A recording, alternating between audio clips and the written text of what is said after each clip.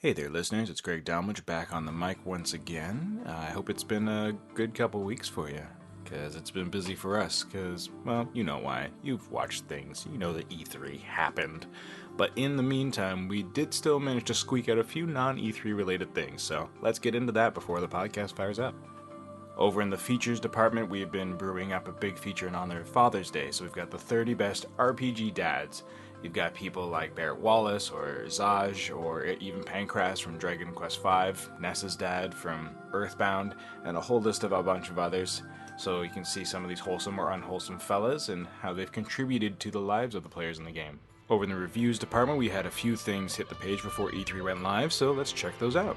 Jonathan Logan got his hands on the action RPG Yakuza Kiwami 2, which he says is a fantastic sequel that basically improves on everything else that Kiwami 1 did, so check out his review of that from Sega of America.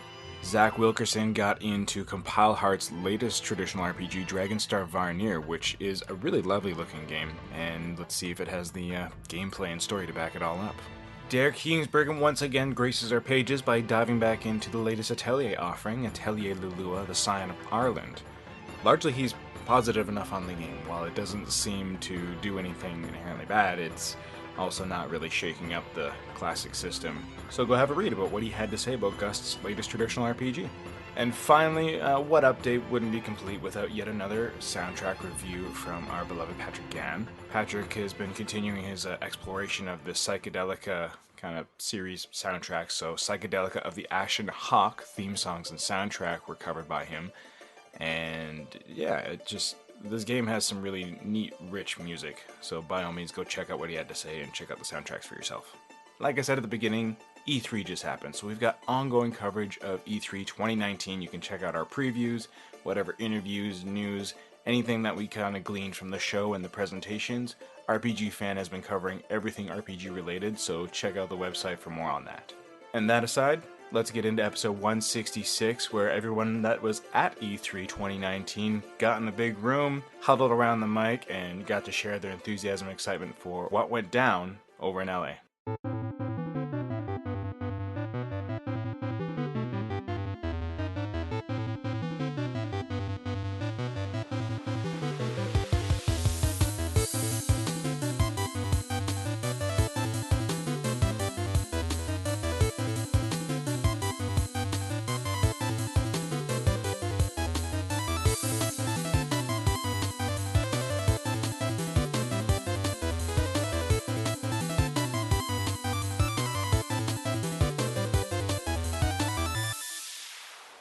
Hello and welcome to episode 166 of Random Encounter. I had to pause myself there to make sure I said the right R word in front.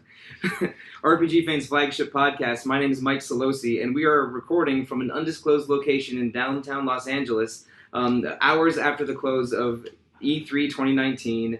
All seven of us here have been busy attending meetings, walking the show floor, writing previews, and you will continue to see those previews posted on RPGFan.com over the next week or two. But before we get into more me talking, let's introduce the rest of the panel. So let's go, starting from me, going clockwise around. Let's say your name, everyone. Hey everyone, I'm Alana Hagues, and I am extremely tired, and I'm going to be on a plane in 5 hours of recording, so hi. That's the spirit. Hi, I'm Corey Hall, and you get to hear my voice for the very first time ever. Woo! Debut! Hi, I'm Zach Wilkerson, and this is my debut on Random. Oh, welcome. This is other Mike Salbato, and I have no idea the last time I was on this show. Probably a year ago. Yeah, last year. Welcome back. I'm Hilary Andreff. I'm most often on Retro, but happy to be here at E3. Hilary very cutely waved at the mic, but I don't think the listeners can see that. I usually do that. And it is me, Steph Sybydlo. I've been on a few of Retro, some random, and usually I interact with all y'all on social media. Hello. All right, well, the seven of us have been very busy this E3, and we're going to take this opportunity to hash out the 2019 RPG Fan Best of E3 awards. But before we do that, I want to pick on our three newcomers a little bit. Zach, Corey, and Hilary. This was the first E3 for each of you. Steph and I have been to 4 each. This is Alana's second E3, and Mike has been to more E3s than the rest of us combined. But do any of you have a specific surprise or memory or something that about this E3 that you think is going to stick with you a while? Corey, I'm going to pick you first, and I'm guessing it's about Nintendo. You know it is. Yeah, absolutely. He is wearing a Donkey Kong shirt right now. The Vans ones, they're so good. I am, yes. Probably the thing that will stick with me the most is getting to play demos in Nintendo's special media booth area between Doug Bowser, Kensuke Tanabe, Hisashi Nogami, Omori-san from Pokemon Company, Masuda-san from Pokemon Company. I was just surrounded by every developer that I could have ever looked up to, and it was incredible. That's a lot of names. Yeah. Yeah. There was definitely a mini in the day. When Oh, you that came was into like the a media. fraction. That was I was looking around, my head was spinning. I know names, but I can't pick people out. Yeah. Yeah, you definitely came into the media room a couple of times, very starchy and Yeah. stark. It was very, very Yeah. sweet. Oh yeah. For me, it was a Square Enix booth. Just walking in, getting an opportunity to just sort of see the layout of it, see the motorcycle they had outside for Final Fantasy VII, and just like the experience of being around all these people, including the 6 other people in the room, who are as excited or more than I am for the thing that I love. Aw. So for me, since I've been on staff for a couple of years and I've at least heard conceptually a lot of the process and what goes on when we go to E3, I think just seeing it firsthand was the most surprising thing to me. Like, I knew that several companies go all out for their booths, but seeing it was an entirely different matter. I knew that there are lots of developers everywhere and that we interact with them regularly, but actually doing it was surprising. Well, thank you, Corey, Zach, and Hilary. I'm really, really happy seeing people experience this for the first time because it's a bucket list item for a lot of us people that love video games and love RPGs. And I love it so much that I keep sneaking on to the panel to attend it every year for a few in a row.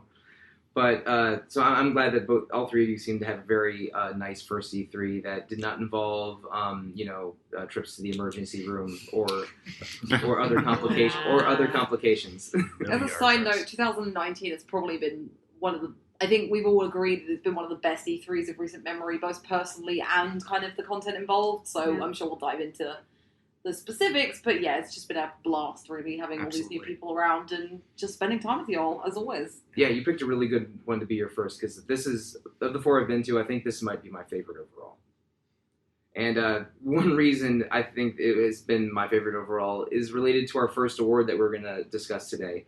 Most surprising reveal. Yeah. Yeah. So we have a couple good candidates for surprising reveal here, but the one that jumped out to me the most was finally getting official localization for Seiken Densetsu 3. One of my favorite video games of all time. I've been an SD3 evangelist on this podcast and others often, and when we saw the Nintendo Direct and they announced it, I just sort of started laughing because I was so confused I didn't know how to react. That Nintendo Direct was a complete wild ride, wasn't it? Yeah. It went from up and up and up and up, and I think... In this room, yeah. In this room, oh my goodness. The amount of screaming. Yeah. Sollosi and I and were dancing. just kind of in Dancing awe with the SD and crying. howling, yeah. Yeah, it was definitely... Life-changing experience. I mean, that was like the icing on the cake, and there had been some rumours floating around that I'd been expecting it secretly at Square Enix's conference the night before, and I thought, oh, okay, no, it's not here, it's not going to be here. And then I think it starts off by seeing the roots of the mana tree, and I just edged off the front of the seat and was ready to stand up, and I stood up for the rest of the conference. I don't know, I've never played Seiken Densetsu 3, now called Trials of Mana in the West. It is also coming to Switch with the collection of mana, so we're getting Final Fantasy Adventure, Final Fantasy Adventure, Secret of Mana, and this brand new translation of Seiken Densetsu 3. And today, the day the conference was, we got it within half a day, and if you told me that before E3, I would have laughed at you, and now I'm going to go home and buy it and play it for a week straight solid. So you'll expect a review on the front page from me in the very near future. Yep, and you'd best believe it's been up on someone's Switch in this room since Yeah. the comments Oh, started. yeah. I feel like such a moron for deciding not to bring my Switch. Because I have my 3DS. I'll be busy with work. I won't have any time to play Switch stuff. And then at the Nintendo conference, they revealed the first PS4 Seiken Densetsu 3 remake coming out in 2020, but also the official localization of the collection, which was available later that day, like the day of the direct, and also it's going to have a physical version coming in August. But anyway, so that was the most surprising reveal to me. What else do we have written down here for a possible candidate? Well, a Sega person here, Phantasy Star Online 2, the 6-year-old MMO, is coming west. Not to Europe, though. Boo! But they have said they'll clarify it in the future.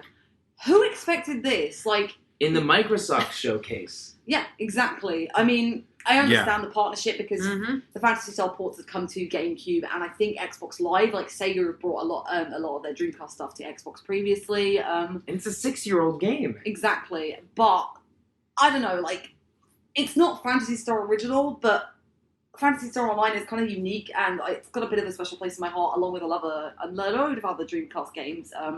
But, yeah, like, I was on the plane when this was announced, and I was scrolling through my feed when I was on a layover flight, and I just thought, no, wait, hang on. No? Phantasy Star? And I had to, like, go back and check, and it was a genuine surprise, and I think lots of people were extremely impressed, because it's been something we've been begging for a while now. Do we have any... we wrote... Sorry, do we have any Phantasy Star Online OG players here? I was. Yeah, Alright. I used to play a little bit, but it was mostly me watching my brother. Just version 1. I never got into like episodes 3 and 4 and all that. But no, I mean it was a great game. I mean this one's different. It's an actual MMO, which is probably why it's lasted 6-7 years in Japan. But no, I mean we all wrote it off years ago. Yeah, We were like that. Sega talked about. I don't even know when, 2013, 2014. Yeah, when it first came Like out. they said they were going to bring it out. I think there was even like a small like temporary website. Yeah, it was. And it never happened. It was a 2013 Vita game, and there was also a couple other Phantasy Star MMO likes on PSP and DS. I know one of them was Phantasy Star Zero, but these fans are a very dedicated group, and like everyone knows someone who's excited about this game, even though if it isn't the most mainstream, accessible, big, popular RPG. But I think it's another good candidate for a surprising reveal. Do we have any other nice surprises that like we didn't know before the previous weekend? Breath of the Wild. Oh yeah, Breath of the Wild 2. Oh, That's yeah. right. Jesus, that kind of came out of nowhere and That was really a huge shocked. announcement. Yeah. That was out of left field. Yeah. And it was like the last 30 seconds Yep. of the Yeah. Nintendo Direct. Yeah, it looks like The a direction of the trailer seemed, just a lot different compared to what Breath of the Wild offered previously, so it's a lot Yeah. more familiar and a lot darker. In a Yeah, way. it looks Well, we like were all convinced it was DLC exactly. Yeah. because it's like Yeah. they rarely do direct sequels. I think my immediate This is reaction. only the second time in the Zelda series that there has Yeah. been a direct sequel. Mhm. Yeah, and even Yeah. then there was like a 20-year gap between the sequels. Yeah. Right. My immediate reaction was that it'd be like a Twilight Princess DLC for Breath of the Wild, and I thought, oh, that'd be really cool. But no, this is the sequel to Breath of the Wild. And I thought, whoa, like another 80-hour game? Like seriously, I was blown away. Breath of the Wild is an incredible game. Yeah, can we get Zelda playable, please? We have a lot of questions about this game. We don't know.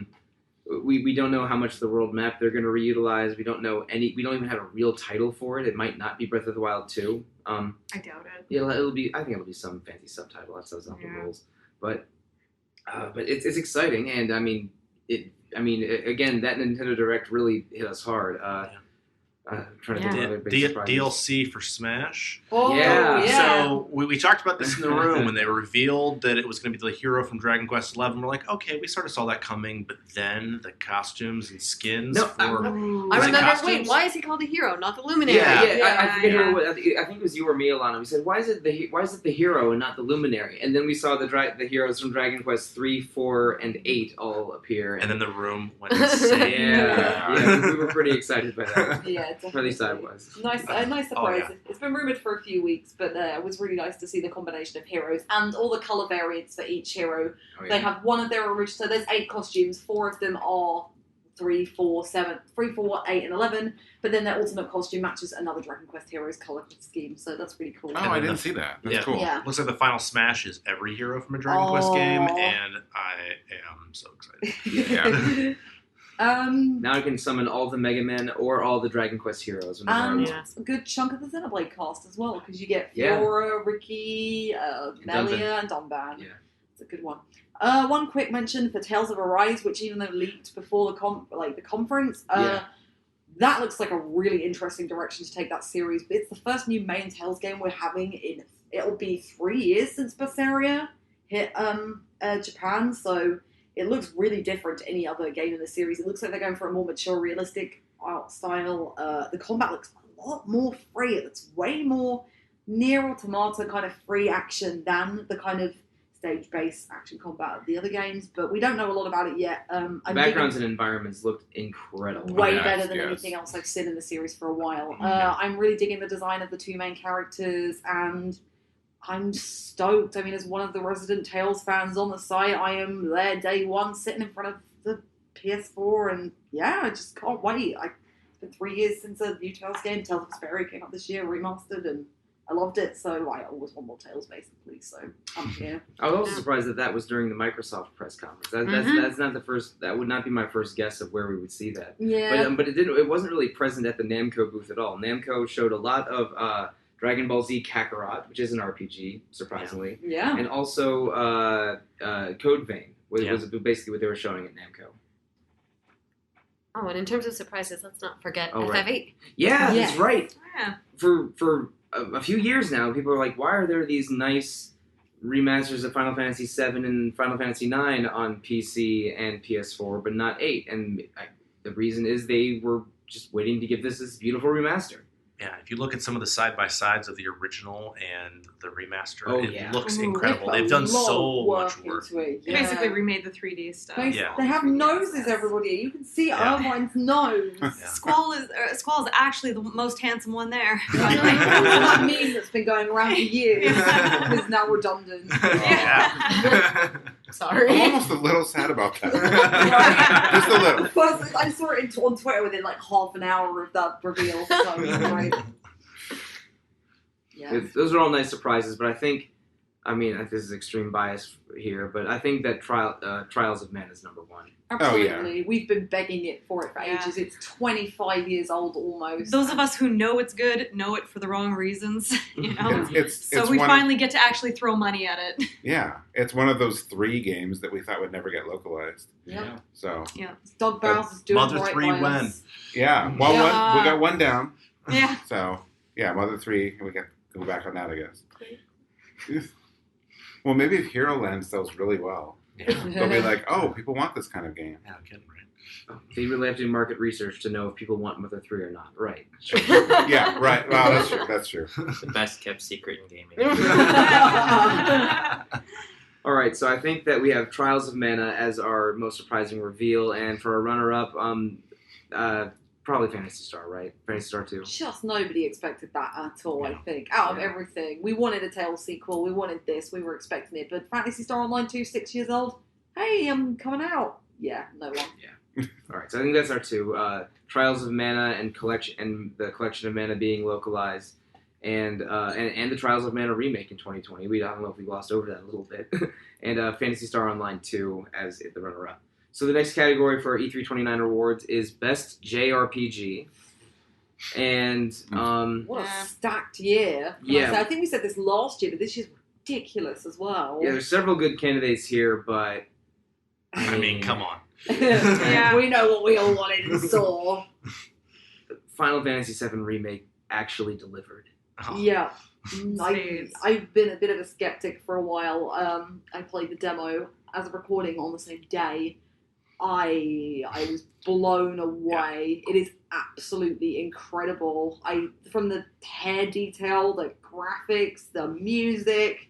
You can see Cloud's pores. You can see Cloud's facial hair that's blonde. You can see all of it. But yeah, it's just I don't have words really. Basically, I mean, I've never really been a skeptic, but the way the combat works is totally unique. I can't think of another game that blends action-based and turn-based combat, and having also demoed it with Alana. Yeah, it feels like a yeah. much more active version of like Final Fantasy 12. Yeah. Because in Final Fantasy 12, your character's auto-attacking, but when the ATB meter goes up, you can do your actual action.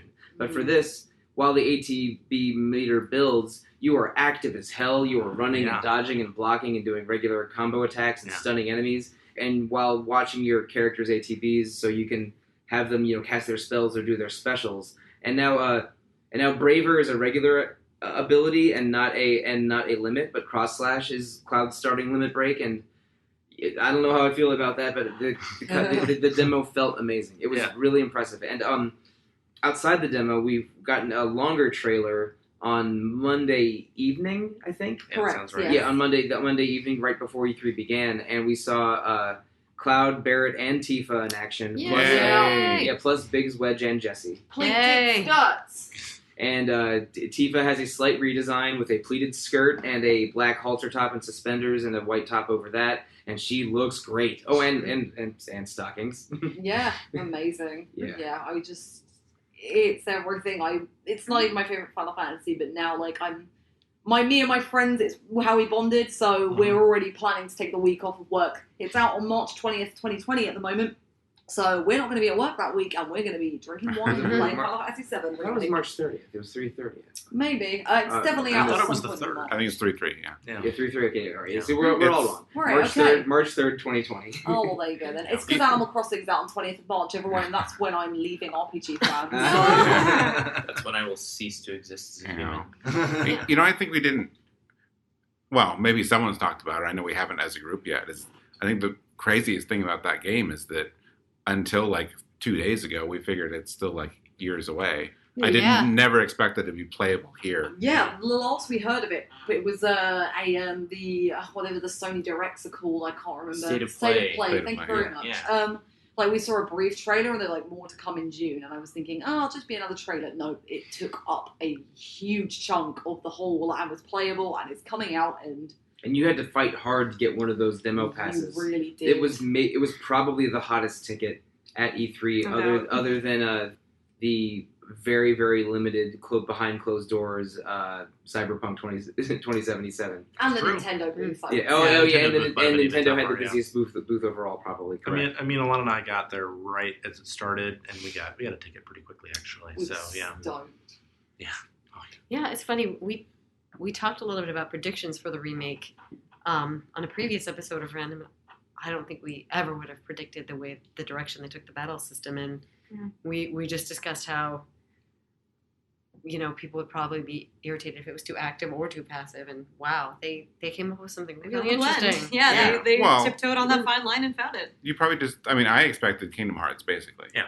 That and a little bit of Final Fantasy 15. Yeah. But blending it and letting you actually control all of the characters was not expected. And of course, maybe we glossed over this a little bit, but this is just part 1 of the Final Fantasy 7 remake. Yes. And it takes place, I think, entirely within Midgar. That's, Yeah. And at this point, we don't know, they've said they don't know how many episodes there will be. Yeah. This is an ongoing process. Yeah. But we are going to see the first part of that ongoing series in March. What else do we think are candidates for best RPG? Best JRPG of the show? Well, let's go Nintendo, and Pokemon Sword and Shield's coming out really soon, and we got a little bit of a flavor of it, and a playable demo as well. Mm-hmm. We got a good Corgi, we got lots of new Pokemon, and you could have just stopped at good Corgi. Pretty much, yeah. I think Sword and Shield looks to be the most ambitious Pokemon game. It's the first console iteration of the main series. They're doing some really big things with it. We got a new gym leader. We got, it looks like the gym. It's sort of there's the leader battle at the end, but the trial before is almost like a more elaborate version of the trials in Sun Moon. So these look like the most fully featured gyms in Pokemon history, and the demo I think was the trial leading up to a water type gym leader. Correct. I didn't play the demo myself. Yeah, the trial involved moving switches to change the flow of water through pipes to unblock the passage into the gym stadium proper. Yep. Sounds like a JRPG dungeon to me. Yep, exactly. but it was good. Like you. Oh yeah. Like we know Pokemon, and this was good Pokemon. Oh yeah. Yeah. Yeah, it delivered. I would absolutely say that. And the Dynamax mechanic was far more interesting than I had given it credit for initially with Right, and Dynamax is the new feature of Sword Shield, where a Pokemon grows to giant size, like Kaiju. Yeah. Not just Tyranitar, but any Pokemon can be a Kaiju now. So Crocodile is Godzilla now, right? Right. Or you can just have a normal human-sized Flabébé. Right. This is the thing. It's going to be funny to see what Wailord looks like. Oh my gosh. Mm-hmm. Yeah. But yeah, God. Pokemon Sword and Shield's taking the series in new directions with familiarity. I think the thing I'm most excited about is those open environments where you can run around with a free camera, Yeah, you can go they're good. around, catch Pokemon. You can whistle at a Machop and get it very angry. Yeah, and Oh, that was great. I've also been signed up to do raids for the Dynamax Pokemon by someone else on this podcast. Oh, yeah. And I am here for it. It's so happening. You have no say in the matter. It's fine. I can live with that. Oh, and also, Alana, you and I You and I demoed 2 very cool looking JRPGs at Nisa's center. Yes, we did. So one the fans want to hear about is Trails of Cold Steel 3. I'm pretty new to the Trails of Cold Steel series, the Trails series in general. You'll hear more about that in the coming months, possibly. But I really, really dig it. So I'm about a third of the way through Cold Steel 1. Cold Steel 3 felt like more of the same. Okay, look, we gotta get it out of the way. The very beginning of Cold Steel 3 is almost exactly like the very beginning of Cold Steel 1. A teacher leading their class through a mysterious dungeon, one of the women accidentally falling on one of the boys, and then immediately getting into a, like, anime, I can't believe you did this to me kind of dumb argument. Yeah. It was a little, like, eyebrow-raising how similar it was, but a lot of the small changes were really, really good. Exactly. The battle system's been tuned up, so you can have my previous on RPGFan right now, if you want to go and read it, but you can equip 2 Master Quartz instead of 1. There are new actions, so you can break enemies' guards, so they drop more items. You can also use buffs and debuffs on the whole party. There were... the interface has changed so that you can choose menus with the face buttons or the D-pad. So it's very Persona 5 now. And one character who fights with Tonfas has a like strike mode and a gun mode on her weapons. That's probably my favorite feature. Yeah, which was a really cool. Like basically it felt exactly like Cold Steel 1 and 2, but with enough changes to make it feel demonstrably better and make me excited to play more. And I think the thing the fans will be more interested in is like the fact that this is Nisa's go at it, and obviously Xseed had 1 and 2. It reads and feels exactly the same. Like, I do not think the fans have anything to worry about, and you should be really excited for it because we're getting the game on the 27th of September. Yeah, it's very soon. Yeah, so please look forward to it because I'm really excited to get my hands on this game. So I've got 3 months to play through Cold Steel 1 and Cold Steel 2 and maybe Trails of the Sky 1, 2, 3, and... Just get them all in there. Yeah, do we basically. have any other Cold Steel players here? Because, I mean, it's only Alana and I talking. I've played the first 2 hours. Oh, okay. And I intend to finish it soon-ish. Correct. Okay, but I guess that's all. I mean, we know a lot of our audience really likes Cold Steel, and this felt like good Cold Steel. And I mean, we only played it for about 20 or 25 minutes, but I wouldn't say the localization seemed bad. Like it read well. Yeah, it felt like the same. The second game we got to demo at Nisa was Destiny Connect TikTok Travelers, which is a really unique looking game. It was so cute. Oh my god. Yeah, like animation-wise, it looks very much like a Western cartoon, which is really unusual for Nippon Ichi, or the parent company for Nisa. A lot of their stuff looks very anime, obviously not to stereotype it, but like this one's got big eyes, it's got very cute, soft designs, you can see the stitches in the clothes, the characters are all really charming. It is very much a beginner's RPG, but I think there's a lot there that people will really like, personally. Yeah, it felt very wholesome. Like the characters were children up to innocent mischief. The story that we only saw at the very beginning is sort of a mysterious... like time stops mysteriously in the world, and we know that time travel between the past and future and present is at least part of gameplay. Yeah, definitely. And one of the characters, Isaac, definitely does not look like Robo from Chrono Trigger. Nope, so he it's got definitely... its inspiration on its sleeve, which is sweet. And I think he definitely doesn't look exactly like Robo from Chrono Trigger. And your other party member, he's definitely not Jeff from Earthbound because he uses like little things, rockets and... 2 good inspirations, at least. Exactly, yeah. So Yeah. its heart's in the right place, and I think it's going to charm the pants off of some people. It looked very charming and played very clean, but we didn't see a lot of it. So we'll continue to cover it as we get more info on it. Can we talk about Grandia? Oh yeah, I guess we should sneak it in now. The Grandia 1 and 2 remasters are coming to Switch very soon. We've not got a date on them yet. They are basically the same games that you played 20 years ago, but, you know, they're coming to Switch, and I think you should be really excited because they're great games, and nothing would ever change my mind on them, basically. Is that a sneaky way of saying that there was maybe some visual issues? Well, Zach? I actually don't agree with Alana on this. Okay. So Grandia 2 is almost an exact Yeah. like frame for frame remaster of the PC port of Grandia 2, and we actually got to talk to the developer yeah. while we were playing it, and he said that they were trying to run it at 60 FPS, and I thought that Grandia 2 looked like it was running at 60 FPS in battle.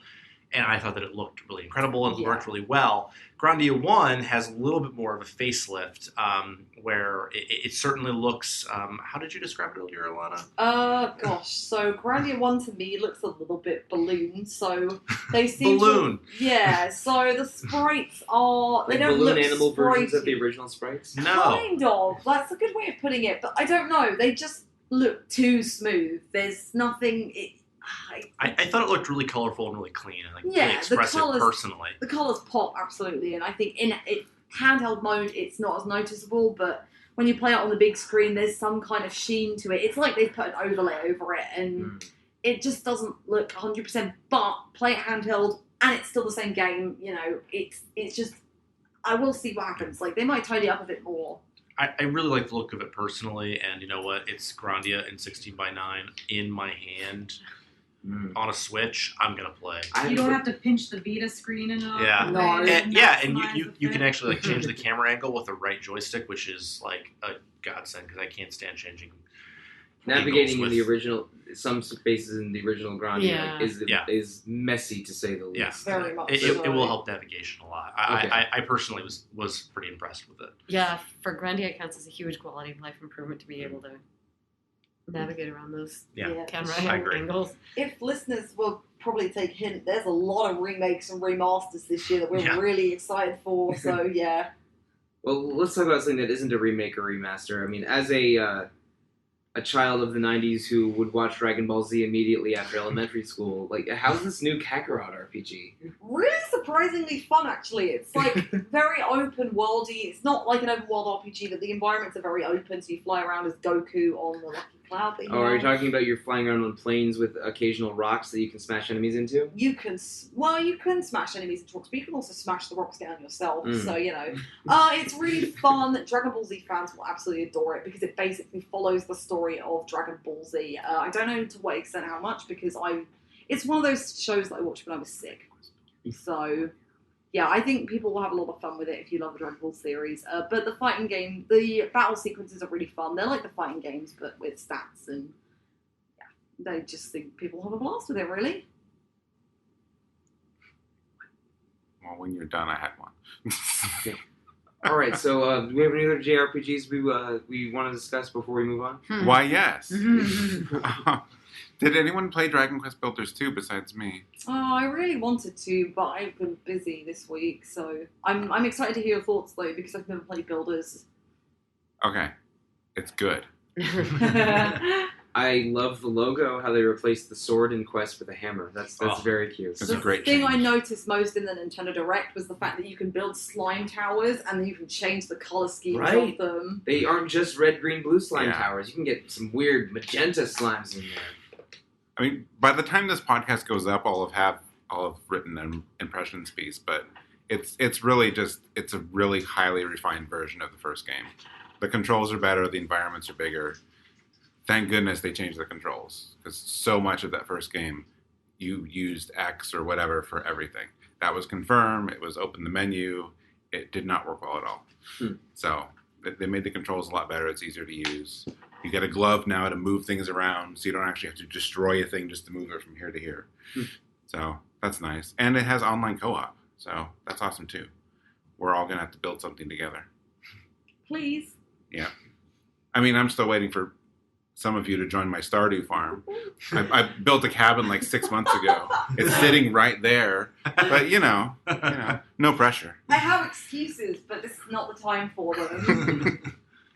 All right, I think there are more JRPGs to talk about from E3, but I think they'll come up in other categories. I mean, I didn't play all of the games you talked about just now, but I think FF7 Remake is the winner here. The sheer impact of it and the presence of it at the show. And to deliver as much as And it played so Absolutely. well. I've not heard a single bad thing about that demo. I was very... Okay, I cleared the demo, and I cleared it very clumsily, but it felt awesome, and I can... this is a battle system that definitely has depth and the potential of mastery to it. It felt awesome. And it felt like a updated ATB system from the 90s. I mean, holy crap. When was the last time they did one of those? Okay, FF12, I guess. But, yeah, Final Fantasy VII Remake felt incredible. We don't know how extensive and how long and how deep the Part 1 of the game will be when it launches in March, but the early impression is overwhelmingly positive. I think it wins this. Yeah, Something definitely. we haven't really discussed that I thought was a really nice addition was the return of the stagger feature. I thought that was excellent. Yeah. That really I think played it nicely. worked well in Yeah. 13, and to see it brought back in a better capacity in 7R is great. Yeah, regular attacks, which fit in between your big moves, deal a lot of very minor HP damage, but a lot of stagger. And when an enemy is stunned and stagger, I think they take 60% more damage. Yes, yeah. But yeah, it felt awesome, and it just made me want to play more of it. But what do we think the runner-up is here? We have a couple candidates. Pokemon Sword and Shield would definitely be my choice, I think. Just delivering great Pokemon in a way that we haven't seen. I mean, I love Sun and Moon, but this just takes everything to a different level, and it's they're taking advantage of that hardware.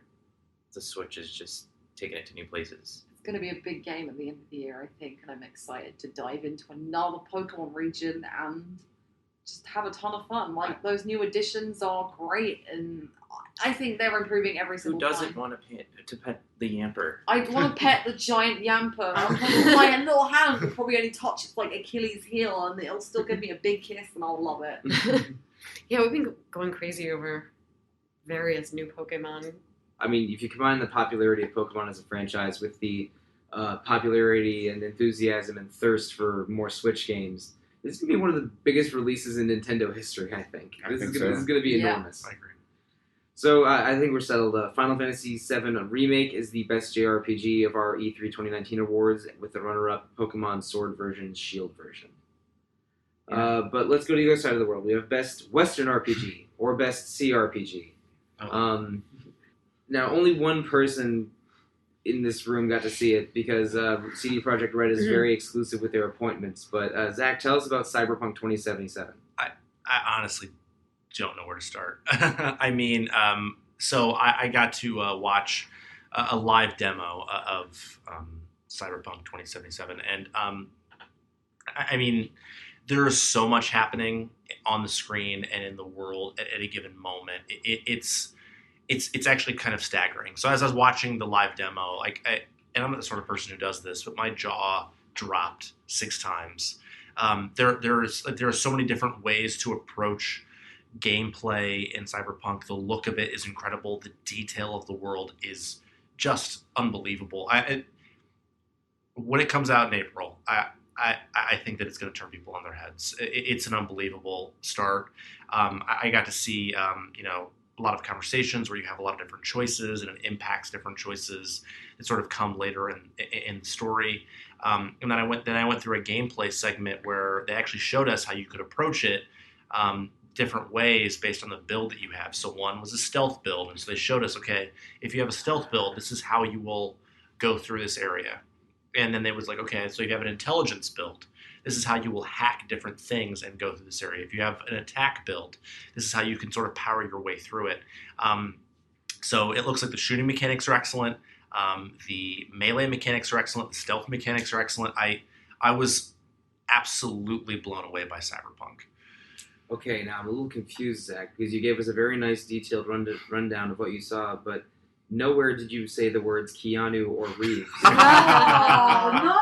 I will tell you that Keanu Reeves did make an appearance at the end of the video, but very briefly. But I did hear recently today, or earlier today, that he has the second most voice lines in the game, and it's like 15 days worth of dialogue. Wow. Yeah. Which is unbelievable. So it's the second kind of Wait, we have to redo that whoa to make it sound like Tim Oh, yeah. from Bill and Ted's Excellent Adventure. Honestly, Excellent. I Or saw Matrix. I saw Final Fantasy VII Remake right after Cyberpunk, and Final Fantasy VII Remake was incredible. But Cyberpunk blew me away. It was it's the game of the show for me. I don't even like Western RPGs that much. I will buy this day one. That says a lot. I wish more people had a chance to play it, but this was also the case last year. CD Projekt Red had a lot of stuff at E3 and provided a lot of public info about it, but the appointments to see it were very limited, and there was no public demo available. They also gave me a very nice jacket afterwards, which is not why I'm saying nice things about it. Steph now has it. Yeah. I am currently wearing it. It was surprisingly cold this evening in Los Angeles. Oh my god, don't mind me. But it was hugely impressive, and how much do we trust that April 2020 date? Wait, just really quickly, if you're going to E3, pack like a jacket. Okay, I swear to God, it is the coldest room ever. Dress for all weather. Yeah. Basically. I trust. I mean, it's less than a year away. I can't imagine they would delay it much more than that. Yeah. But It's been in the works for a while. yeah, and we know CD Projekt Red knows how to make a good game, and it looks like they're about to do so. Do we have any other Western RPGs that we want to talk about here? Because I do have one that I saw an appointment for. Go for it. All right, The Outer Worlds by Obsidian Entertainment looks super good. I don't want to repeat everything that Zach said, but you can approach problems in multiple ways. Different stat builds will give you different advantages. The shooting looked good.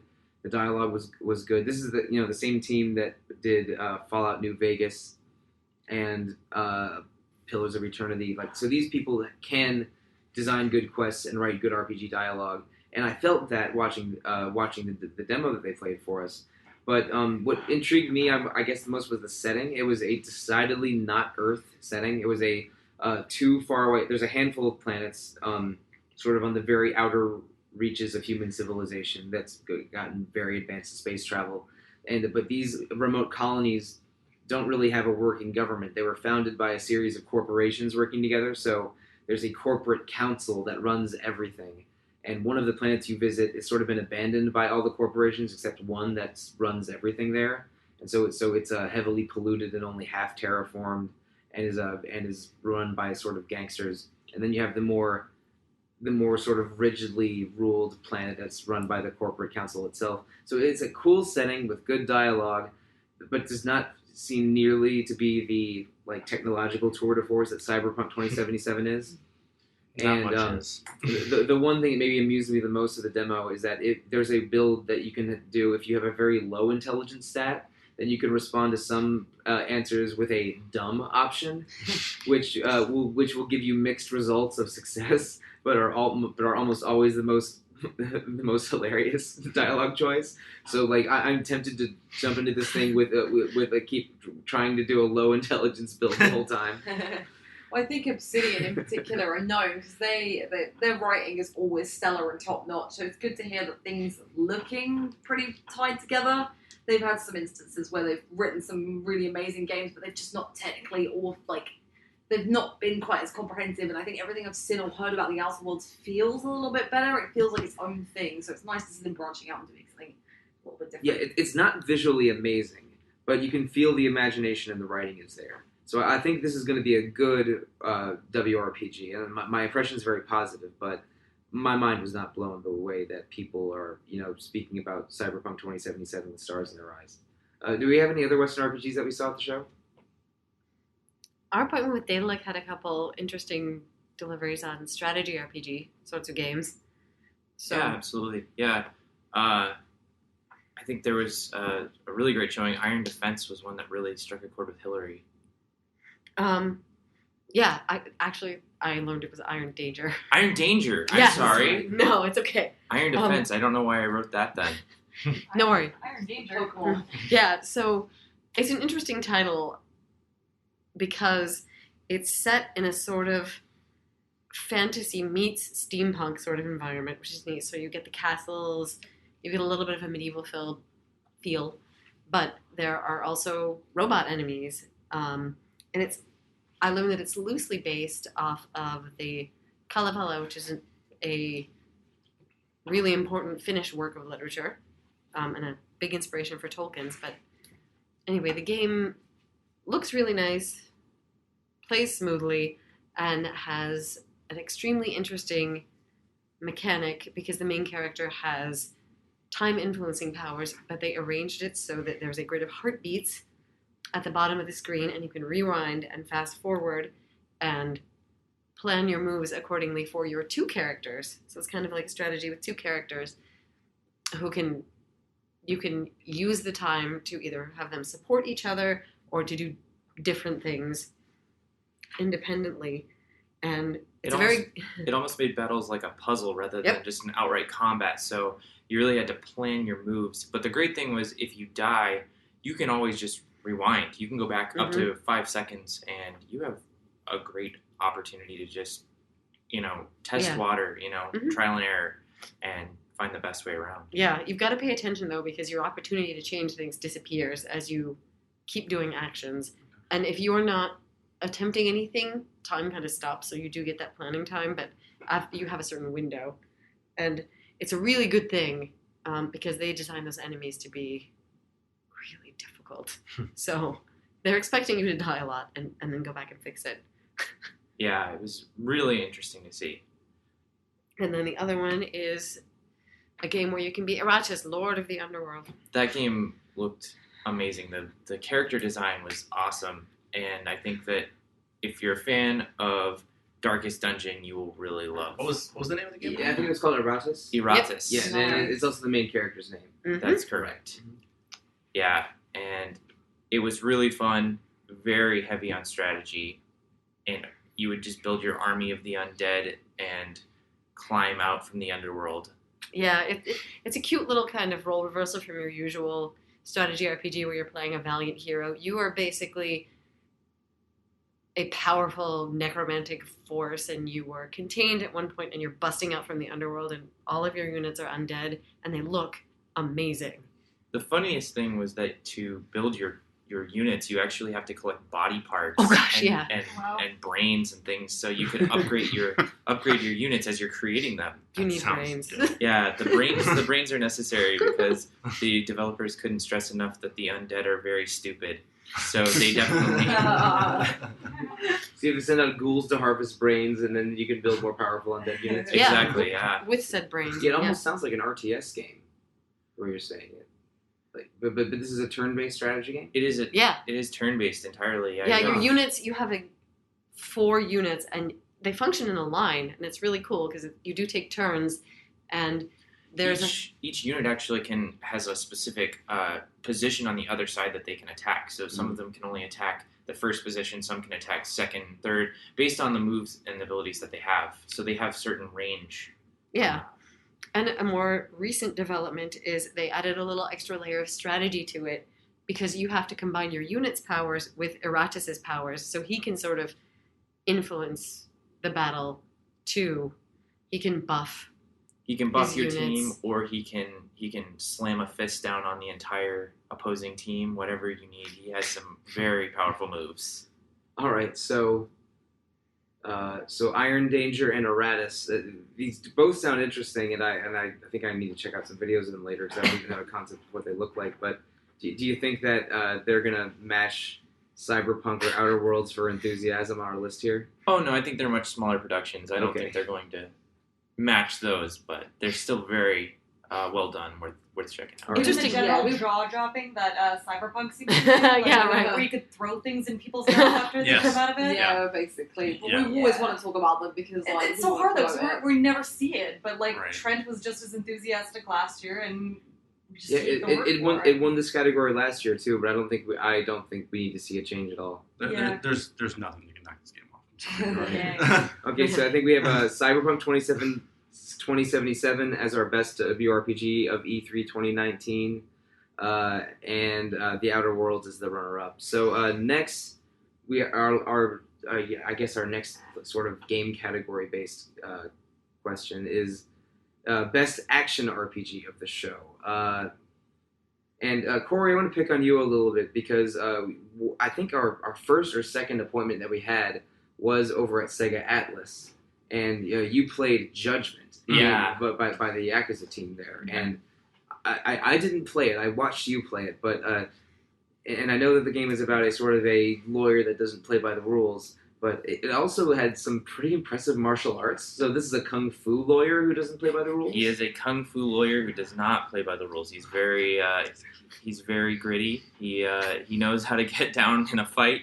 He can throw a punch, and he has several stances, so he can change his fighting style. He's switching from Mantis to Crane, just like Gen in Street Fighter Alpha. That's so right. So you know I'm on board. Yeah. It's fantastic, and the presentation is amazing too. It's flashy, it's quick. You're throwing guys around just everywhere. Bodies are flying. Yeah, the combat feels great. And Corey, I know you're a big Yakuza guy. This felt smoother than Yakuza combat? Oh yeah, I would definitely say so. I mean, Yakuza is rough around the edges because it's more of like a street brawl, but this is someone who obviously knows what they're doing. They know how to enter a fight and how to end the fight. And we don't need to just speak about combat. Was there anything in the demo you played that wasn't smacking down fools? Like, cause there's like investigation and sort of lawyering phases to this game, right? That's correct. There's actually a little bit in the demo where you have to identify the suspect. So you actually have a photo that will tell you what you're looking for, and they have some identifiable traits. And you basically will find a lineup of a couple of similar-looking fellows, coincidentally, hanging out in a close proximity to each other, and find the person that best fits the description. Yeah, there's like 5 of them. Yeah. The same. Yeah. So you're like a detective and a lawyer and a fighter. So this is like just Kung Fu Perry Mason. Absolutely. Yes, it is. Got it. One of my favorite parts of the demo is actually being able to trail the suspect and try to practice my stealth. You have to use any available signs or cars or any sort of outcropped ledge that you can tuck yourself behind as you're trailing them through the streets of Kamurocho. And it is the same Kamurocho, but updated. So if you've played the Yakuza series, you know the streets of Kamurocho, you know everything that you're going to get into. It's So excellent. a follow mission that's actually fun. That'd be a change. It is. It's actually a little intense, though. My heart was beating quite out of my chest by the time I got to the end. So what other action RPGs do we think are worth discussing for this category?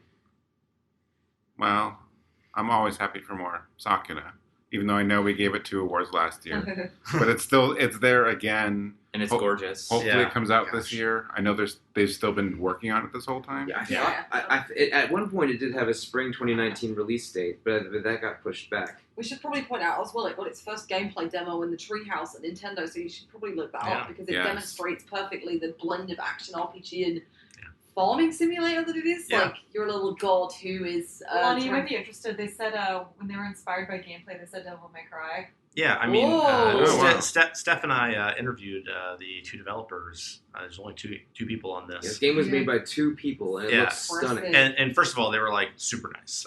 They were really, really nice people, and they were really forthcoming in terms of the questions that we asked. And it was really awesome to actually see the developers play the game while we were talking to them. Flawlessly. Yeah, I mean, they beat it they beat the demo like 6 times in the 20 minutes we were in the room. But yeah, I mean, it looks incredible in motion. I think the translation looked really strong on it as well in terms of the types of the dialogue we were seeing was really strong there as well. So I mean, I know we gave it a lot of awards last year, and they told us that it's going to come out in winter, which apparently they did last year as well. But they said really this time. So my hope is that we see this soon. But it just looks incredible.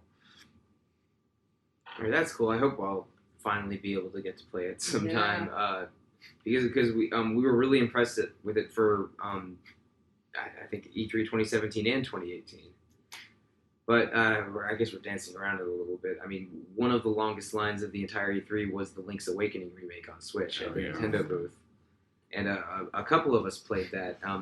Steph, you were telling me before you were really impressed with the sort of the diorama style visuals that they had around the demo stations. Yeah, it's really cute how they've updated it. So to go from pixels into indeed, diorama kind of style. It looks very, very pretty, but I mean, it is basically the Link's Awakening experience done to modern age. It looks beautiful. It plays beautifully. I think people who really like the classic will be most pleasantly surprised to have this kind of an update. It definitely needed it, and I think a lot of us want to see some of Nintendo's old collections kind of make a bit of a comeback, and this is like saying, and how? It's really pretty. Waited for 3 hours and got a lovely 15 minutes out of it. Oh, yikes. Everything hurt, but it was worth it, and I made plenty of friends in the line. Well, you're good to talk about the visual stuff because I don't know why it's so common. I don't know why it's so common with Zelda, but Wind Waker is a good example. But this one, it did get some flack when they first revealed it because everything looked so plastic and. It looks so cute. I love that about that. Their faces are so emotive, though. It's And it's so vividly colorful. And I love the fact that they ran away with that on the displays, actually, because the person there were at E3, probably people have seen pictures of this online. There are little diorama plastic statue layouts on the floor, and they are basically like toy scenes where people have set up like Link with chain chomps or Link fighting an Octoroks and things like that. So please go check it out because see RPGFan on Instagram. Yeah, I posted everything. Yeah, absolutely. Some advertising. Please follow us on Twitter and Facebook as well. And you should definitely go and check subscribe to all 3 of our podcasts. Yes. But they plastic is a really good word to describe it because actually Link's Awakening does feel like a bit of a toy box. Like Link is on an island. It's all very playful. It's all very cute and. Like, I've never played Link's Awakening. It's right at the top of my list of Zelda games to play, and the Link's Awakening remake is coming at the perfect time for me, so I'm really excited. I like it. Like, it uses the same kind of, like, effect as Octopath, the sort of tilt-shift perspective. But I think it's cool, too, because I think we should be used to the fact by now that they do not stick with one visual style for Zelda. Yeah. They change it up all the time, so it's like, I think we might have expected... I don't know, Link Between Worlds, or maybe one of those, but I like that they're doing a totally different look. Yeah, again. It's faithful to the original as well. It is, but it's unique. Yeah. Yeah. It does sort of, I do think it fits with that early sort of like gaming system kind of aesthetic in a way, and it fits with the theme of dreams and maybe not quite reality in Link's Awakening, and it, as someone who played with it for a little bit, it looks good in action. It doesn't look stiff or plastic or clay. Yeah, but it's sort of wild to see how beautifully adapted that Game Boy game has been. Yeah, exactly. Yeah. Nintendo were never like if you want to go really deep into it, Nintendo games are stylized a particular way, and Link's Awakening is. And also, we got almost a little bit of a taste of a Zelda Maker because you can. Use rooms from dungeons you've already beaten to Frankenstein together a Zelda dungeon of your own making. That. Like you see how like from Final Fantasy VII to the Final Fantasy VII remake, how much has changed, but it's actually interesting to see quite the opposite is how faithful Link's Awakening actually is to its Game Boy counterpart, but still remaining incredibly fresh and incredibly polished to the Nintendo Switch's capabilities. Yeah. I would also add that they've brought in a lot of quality of life upgrades Yeah. that I really Yeah. they're subtle, but they're something And you'll they're really Right, the appreciate. modelers with the aiming. Right. Yes. Yeah. Also, we know they're going to add a few things at least because the trailer even showed Link using magic bottles or fairy bottles, which were not in the original. I actually, like, I'm just trying to think of it now, like, in terms of that whole model look, I'm just trying to think of how that kind of works, but, like, I guess because the Game Boy is such a small system, and you kind of see just how small the Link's Awakening world kind of is, when it is brought into HD. Everything's very neatly fit box to box, like... Yeah. It's a perfectly seamless world, so I do like that. You're not kind of, hovering screen to screen like that anymore. And you'll have, but more than 2 actionable buttons, too. Yeah. And they are assignable, which is really helpful. And they did that in Link Between Worlds, and it was awesome how you could customize it. This is the last thing I'll say about the visuals because we have more important things to talk about. But I think I mean, I started it, but I think part of what works too is this is going to date me a little bit, but it sort of has the feel of some of the games of that era of the 90s.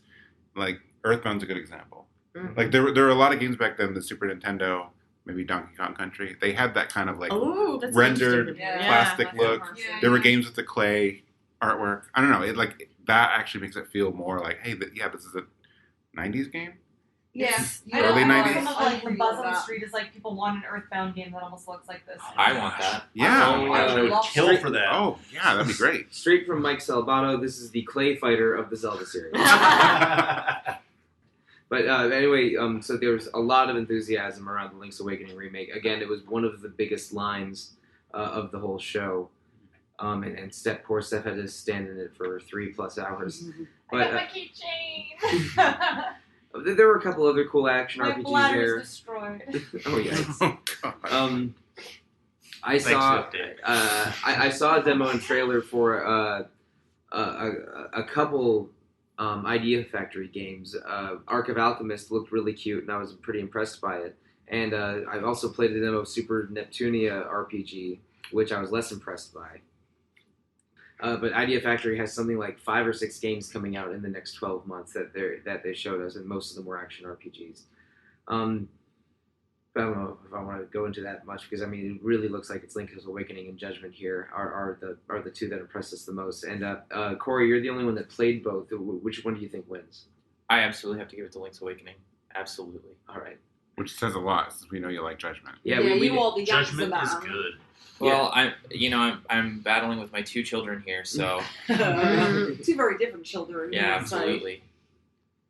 But I yeah, don't know. I think that Marin from that town has some kung fu moves up her. also, Judgment will be almost available by the time the podcast is Yeah. out. So yeah, you can If- pick it up and try it out for yourself. Is it later this month? Is it June It's the 25th, so Oh, it's nice. a couple of days Yep. after this is live.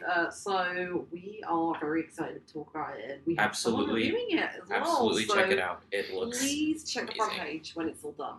Speaking of mixing like lawyering Judgment with Link's Awakening, did you notice how many people were trying to steal from the shop when we were demoing Link's Awakening? Oh yeah, that was apparently a very common thing. Yes. I heard that from several employees Oh. at the booth. Yeah, And it didn't go well for them. No. no. It's always saying Zelda fans are morally corrupt. Or... I mean, we have Well, I mean, they're a track used to- record of breaking pots. Yeah. and causing all kinds of Oh my god. of lawn damage. I was gonna say. All right, so it looks like Link's Awakening is our winner for Best Action RPG of E3 2019, with Judgment as the runner-up. Okay, so that was Best Action RPG, and now our next category is Best Sleeper Hit. And it's games that were under the radar or not heavily marketed, or indie titles that don't easily fit into one of those JRPG, Western RPG, Action RPG categories. And one that I think we mentioned earlier is something that I didn't get to see or play, Hero Land. Zach, you played that one, didn't you? I did, and probably at this point there's a preview up for it, but it sort of has like an all-star roster of people working on it. You have people from the Mana series working on it. The same person who did art for Mother 3 is working on it. The guy who composed some early Megami Tensei titles. Basically, the premise is that you are you play as a tour guide who is sort of like walking people through this RPG themed park, and we didn't. I think we were early in the demo or early in the game in the demo, but we were sort of helping this group that was led by this prince who was recently demoted from being first in line to the throne to 18th in line from the throne. Oh no. And some of the characters start referring to him as just 18 later on. But the dialogue was really clever, and the battle system was really unique. You just sort of assist your party members and give them direction occasionally as they're going on. So it was a little bit Final Fantasy 12, but also a little bit just like purely ATB turn-based. But the dialogue was great. It was really funny. The pun game was totally on point. And the art style was amazing. I played this with Steph too. I think she was the one driving the ship most of the time. Steph, what did you think of it? So wacky. Like, I just love how much fun it is willing to have within itself. It doesn't take any part of itself at all seriously. So yeah, like Zach was already saying, is that like a lot of the characters are just totally offbeat. Prince named 18 who thinks that he's at a theme park, but for real. You play as a kid who plays a tour guide, and he's got a teal afro. All of the NPCs are otters, and there's one otter who matters more. His name is like Otterson or something like that, or sounds right, Otterman. yeah. Oh. Yeah, and Otterman. and he's just slightly special, and you sort of play this between kind of fantasy and make believe, and you don't really know what's going on. Yeah, I really like that. It definitely has Mother and Earthbound's totally offbeat humor. So, if you're a big fan of Earthbound, then I think this will totally appeal to you. Yeah, the pedigree behind the game is amazing. Yeah. I think when you were describing it to me, we both went over those like Mega Man lamps that you can get the pixel style, and that is exactly what the graphics look like, and I really, really dig it. Yeah, it looks like cut out pixelated characters. Yeah, they look great. Voodoo is I know they seem to have a bit of a mixed track record, but I mean, they really deliver really interesting titles to you, whether you like them or not. Yeah. We have a couple other candidates for Best Sleeper Hit. The one that I played personally that I was pretty entranced by, which will be a surprise to no one that knows me, is the John Wick strategy game, John Wick Hex, which I think comes out next year. But remarkably, I mean, John Wick is a film series with a lot of gunplay, a lot of action. You would think if it had a game adaptation, it would be a shooter or an action game. But no, this is a strategy game where, as you take actions on an isometric board that's guided by sort of dots organized in hexes, you move, shoot, crouch, a bunch of basic actions that all take specific amounts of time. And whenever you take an action, everyone around you also takes an action. So totally turn-based. And as John Wick, you're, shooting and striking thugs for some unspecific mission that didn't really have story cutscenes built around it yet. But as every time you do a mission, you can use a replay feature to watch it play out in action in real time afterwards. Cool. And it is really cool. It was very satisfying. The level that Steph and I saw was pretty simplistic, but it made me definitely want to play more of it. And it's developed by Mike Bithell Games, the same people that did Thomas Was Alone, and a couple other really interesting indie titles. So am I right in thinking this is a prequel to the film series? It takes place before John Wick, before the first John Wick movie. So this is real John Wick lore we're diving into here. Yeah. I am all for it with that TV series that's rumored and the newest film recently out. I'm digging this. I am into the John Wick expanded universe. I liked when we talked about this earlier and got our preliminary ideas together. I think you're the one that said it, Mike, that it's weird that we're talking about something related to John Wick as a sleeper hit, considering how popular the movies are. John Wick 3 blew up at cinemas. But movie-based games always have a really bad rap, and this is actually, and this is not your typical run-and-gun shooter. This is actually something with a pretty inspired concept. I was really impressed with John Wick Hex, but we don't know any story stuff about it yet. It's definitely a strategy game. I'm not sure if it's a strategy or RPG, but I will be writing a preview for it probably this weekend. But what else do we think is a candidate for Sleeper Hit here? There's something I really want to hear about, which I saw on Twitter, which I know a couple of people here. Grease Tales, which looks absolutely beautiful. Please go ahead and tell me. So it's gorgeous. It's an interesting genre blending sort of concept. Basically, it's taken some inspiration from a lot of classic SNES era RPGs. They mentioned Super Mario RPG, they mentioned Chrono Trigger, and blended. They kind of took discrete elements from those and blended them into something completely new and unique and visually really gorgeous. It's definitely got a distinctive and beautiful visual style. And the gameplay is an interesting mix of sort of graphic adventure and RPG. It's a little wild to describe it. Yeah, it is. So to put really briefly, and I hope you can visualize along with this. So obviously the game takes place in the present, but one of the big mechanics is that the screen sort of splits into thirds, and off to the left side you see the past, and off to the right side you can actually see into the future. And essentially your character will actually move around, and the screen moves with it, and you kind of see how the past and the future are kind of existing in the same plane. So you'll see a child in the past, you can see them as an adult in the present and see them as an older person in the future. And in some cases, if you see an older person in the present, you will see they're gone in the future. But it actually works, one of the big conceits I like about this is that while Chrono Trigger's time traveling mechanics kind of stop where, you're just kind of traveling between ages, this one actually makes the gameplay a very key part of it. So one of the big issues they show is a very important apothecary is gone in the future that, of course, people will need. So what you do is you give them the item that'll kind of help fix them in the past so that they can live in the future. But along with that is that you might be kind of screwing over somebody else in the meanwhile.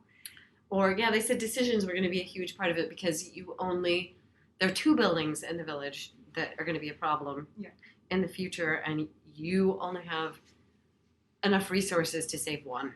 So you actually have to decide and offer the solution to the person of your choosing. Yes.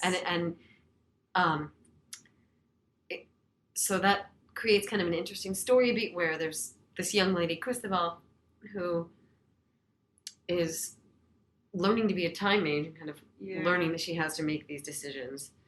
With the help of her magical frog, Mattias, who will also leap time, and he becomes a tadpole in the past and a very old frog in the future. Yeah, he's the one who can aid you by actually doing the travel, and they're a tadpole of like a puffy, really adorable old elven frog. Okay, I'm sold. Yeah. I didn't know what the frog thing is. The combat, similarly, though, also kind of takes these novel ideas with it. So the big boss at the end of the demo is these 2, kind of fiery sisters with, giant metal shields, and they're very hard to attack. So what you do is, of course, because they shoot fire, what you do is you shoot a water spell at them, which sort of weakens your shield because it starts turning, because they're all fire, right?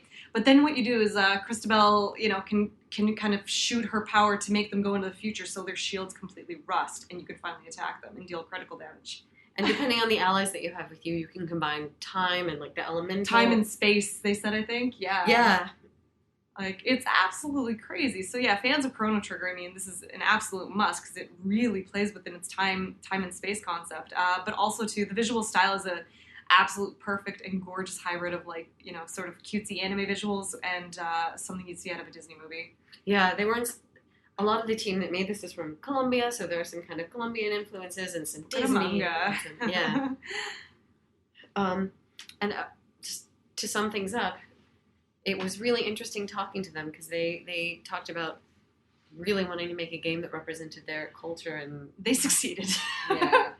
This seems like a fascinating and confusing time travel Gabriel Garcia Marquez RPG. End of 100 Years of Solitude, right? Yes. Seeing all of the different periods of time at once. If you look at the screenshots, you'll be able to make sense of them, I think. Yeah. But it was great. A very old man with enormous time travel ambitions. Yeah. Stop. Okay. I mean, I think those are 3 pretty good candidates for sleeper hit. Do we have anything else that we think rates at all? Because right now it seems like the one with the most enthusiasm behind it is Chris Tales. Yeah, that one wins for me. Mm-hmm. That's probably the one I was most surprised about. That was sure, amazing. Fine. Everybody can love Cyberpunk and Final Fantasy VII. No, I'm not bitter. I didn't see either of those. You gotta check it though. But no, it is so fascinating. So I think Chris Tales wins the sleeper hit category. Hero Land places second. And I'll go to sleep weeping that John Wick didn't get any more shine, even in the year of Keanu Reeves. You win them all. We've got Bill and Ted 3 next year, so don't worry. But all right, so that was best sleeper hit at E3 2019. Next, we are going to wind time back a little bit to just before E3 proper began and discuss the best showcase. So we watched showcase events for Microsoft, Bethesda, Square Enix, Nintendo, and was there another one? Did Ubisoft have? Whatever. Ubisoft Is there had any one, but it doubt? wasn't Who's very who remarkable. Yeah, we had Microsoft one, and EA did a live stream, and also we had the usual Devolver Digital, right? That's correct. Yeah, but is there any doubt who won? I mean, Nintendo brought the heat. Jeez, yeah, I don't Oh, think wow. I've ever stood up for an entire presentation for so long. Yeah. I wasn't in a crowd for. Oh my! We were all witnesses. Whoa. Yes, Yeah, Alana did stand up the whole time. The first minute was the Dragon Quest hero announced for Super Smash Bros. Ultimate, which we mentioned earlier, and then the last 2 minutes were capping off with the Banjo-Kazooie reveal for Smash my Ultimate, God. and then the teaser for the sequel to Breath of the Wild. So they started strong and ended strong, and in between. they kept it strong. Yeah, well, in between it was also strong, but it was, there was ups and downs. I mean, I lost my damn mind for the Trials of Mana reveal, and there was a pretty extensive Fire Emblem Three Houses trailer, and we saw more of Link's Awakening, and there's a little thing called Animal Crossing. Oh, New Horizons, Yeah, which is on my horizon. It's yeah. going to be Mine too. everything in the future. Corey and I lost it a little bit. Corey and I were dancing. It was Yeah. great. It's good times, everyone. Yes. It's the happiest I've seen two people in some time. There was a lot to love in the Nintendo The Cadence showcase. of Hyrule, also that right, was Yeah, something the release date for that. We got the which, collection, as that of recording, is available. Yeah, it was that Cadence of Hyrule was available only a few days after the Nintendo Direct itself, and so it's definitely available now, listener. But oh shoot, there was just so much to be excited for at the Nintendo showcase. I think it definitely wins. There This. was nothing that didn't interest me in that direct at all, and I can't say that about any other conference in the last couple of years, really. Like, I was the constant up and down. Shoot, not to go back, but for Sleeper Hit, I love Boyfriend Dungeon. Oh.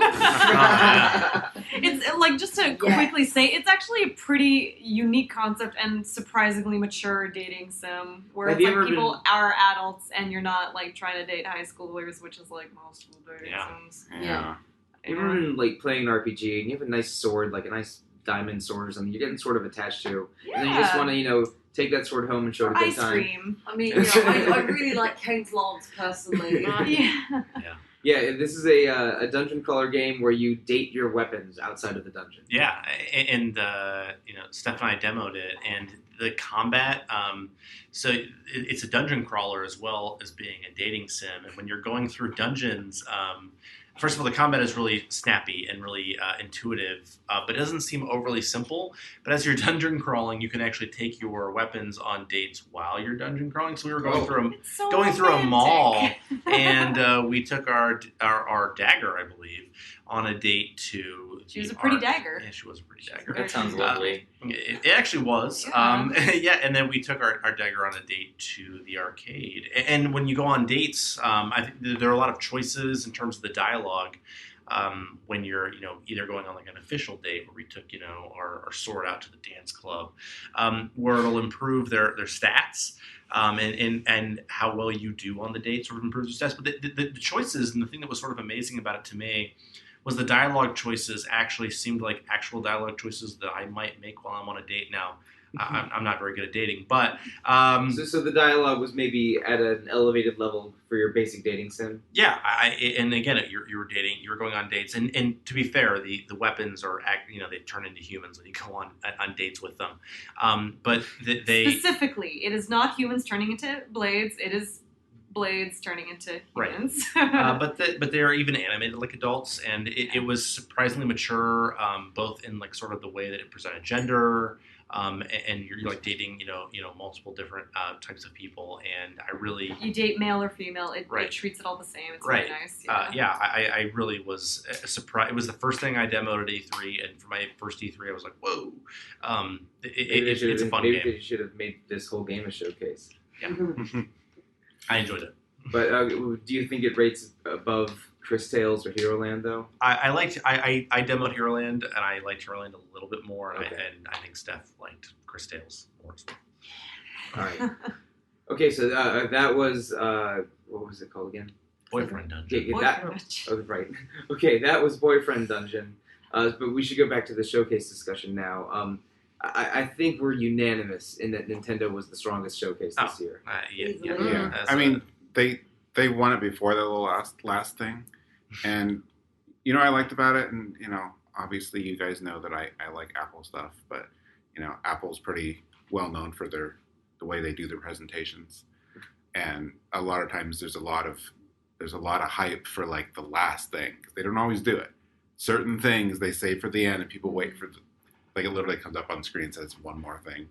Yeah. And then you're biting your lip and you're clenching your fist and you're like, what could it be? And Nintendo like screwed with it here, because when they opened with Smash and they closed with another Smash reveal, you're pretty convinced like, oh, that was their last thing. Yeah. So doing another thing on top of that was really unexpected. Yeah, a second Smash reveal was a surprise, and then the Zelda teaser at the end was also a surprise. Yeah. If you've been listening to the internet buzzwords, Banjo was like a shoo-in. Well, yes, of course. And that wholesome shot of DK Diddy and K. Cruel hanging out. Yeah. So cute. And it was a parody of the King K. Rool reveal where he smashes Day out of the way. Yeah. And this time you got to finally see that Duck Hunt dog get Yes. smug. And just a Smug lovely dog. reference to Rareware's entire history with Nintendo and developing the Donkey Kong Country Banjo-Kazooie raring to games. go. Yep, exactly. At this So- point, though, I don't believe anything until it's true. Like it might have, Banjo-Kazooie might have been a shoe-in. But ever since Rayman with the Wii U version of Smash, I don't believe any rumors until I see it in action. Yeah, Banjo and the hero from Dragon Quest were both rumored, and even though the rumors came true, I thought that the way they presented both of them was really, really clever, and I'm excited to play with both characters. Yeah. Because now that there's Dragon Quest and Persona in Smash Brothers, I have to get this stupid character pass now, Yeah. which I don't, our season pass, which I do not have. But I mean, I think the harder question will be the runner-up for Showcase. I thought Microsoft was all right. They had a couple neat surprises. Yeah, PSO too. we've covered Storyline. They had Tales of Arise. They also had, lots of other games. If you like Halo, they had some Halo for you. Yeah, exactly. And Elden Ring.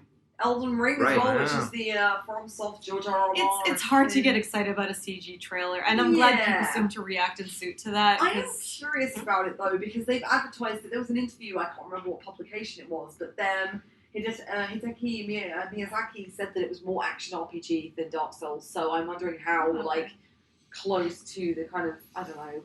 For example, I keep going back to Nier Automata as the action RPG benchmark. Because it's a great game. Yeah, Yeah. just how close, how much faster is it going to be than Dark Souls, basically? I mean, it is a Dark Souls-like, but yeah. I'm pretty sure they're not going to finish the game because George R. R. Martin. He only consulted. He's not writing the scenario. I still have no faith. Which means we will see it. Yeah. No, it'll be interesting to see anyway. But yeah, Microsoft was alright. But Square Enix, after last year's disappointment, Square Enix really pulled it out of the bag, I thought. So they had the FF7 remake for a good 20 minutes of it, I think. Yeah, that's where we forget, but we actually learned a lot about Final Fantasy VII. If you're worried about the JRPG dying, I mean, no doubt Final Fantasy VII was the biggest thing at that place. Yeah, At E3, exactly. absolutely, They had the FF8 remaster as well. They have the Dragon Quest Final 11. Fantasy XIV challenge too, Yeah, which is always a yeah. yearly we'll tradition. talk about Final Fantasy XIV, I promise. Okay. But yeah, we also had Dragon Quest 11 Switch, and there was and a huge Avengers reveal. They're doing an Avengers action game developed by the Crystal Dynamics. Crystal Dynamics, who've made several Tomb Raider games over the years. And that game is not an RPG, but it looked pretty. It looked like a really shiny AAA action game. It was just a really clean conference without any fluff like last year. There wasn't anything that they advertised stuff that was already out last year or stuff that had been advertised in previous. Like we'd seen the same Kingdom Hearts 3 trailer 3 times. Well, they did show the Kingdom Hearts 3 DLC trailer too, Yeah, which we got was some great. Kingdom Hearts DLC trailer, which seems that Luke Sword will be like Get a right, Alana. He's got some real interesting backstory to him there. So that's going to be fun as well. So it's been a really good show for Square Enix. And I think they really boost after last year. I do not recommend putting the Bethesda conference in the second place spot. No. Unless you really, really like Doom and Wolfenstein and think Deathloop looks cool, that's fine. But I mean, Fallout 76, right? they tried to get us excited about adding characters to Fallout 76 where there weren't any before. Too little, too late. The one last thing we didn't cover from Square, because it's like, I think as close as Square gets to a sleeper hit, even though it's a major series in Japan, is that they're bringing out 2 Saga games. Oh, that's right, yeah. Yes. That's what we forgot. Saga Scarlet Grace and the Romancing Saga 3. Yeah. Crystal Chronicles is still live, and Yes. you don't have to have 4 Game Boy Advances and 4 link cables this time. Yeah. You can actually Talk do- about quality of life improvement. Yeah. I mean, and Oninaki looks pretty awesome as well. Right, The yes. look of it's good. I mean, Tokyo RPG Factory's sort of dropped the ball in the last 2 games, at least for me. But Oninaki, I'm there for it. Me too, yeah. It looks really, really good, actually, I'll say. That's polished, like they're learning from their mistakes. I think so. I hope so. Alright, so I think that we're basically settled here. Nintendo had the best showcase of E3 2019, and Square Enix had the second best as per RPGFan's awards. And now the next category, a category that most of our audience is not interested in, but the 2 mics have a lot to say. The Memorial Final Fantasy XIV Award for Excellence in MMORPGs. Mike, I think this one has to go to FF14 Shadowbringers. I was going to give it to PSO. Ooh. Ooh. I mean, PSO is a big Compromise, surprise. we give it to ESO. Who? Elder Elder Scrolls Scrolls Online. Online. Oh, I know. swear. Not even funny. Not even No, funny. no, no. Okay, I'm sorry. My mind was elsewhere. Elder Scrolls Online doesn't. Oh. It's not. Stop. Oh. All right. Show's over. I can't top that. Square. We mentioned this a minute ago, but Square Enix did have a Final Fantasy XIV Shadowbringers demo at the show, where groups of 8 could try and beat the Titania trial battle. Mike, I tried once and you tried 3 times, and we all failed. I didn't fail. My group failed. Oh. No. I mean, was a very mediocre monk. and It's it a was not collective effort. No, a bunch of us tried. I mean, we heard people cheering in there when they won, and there was definitely more people walking out of there not cheering. Oh no! I mean, I only saw one. I did group not win. see many people wearing the shirts this year. No. It was a mechanically elaborate fight.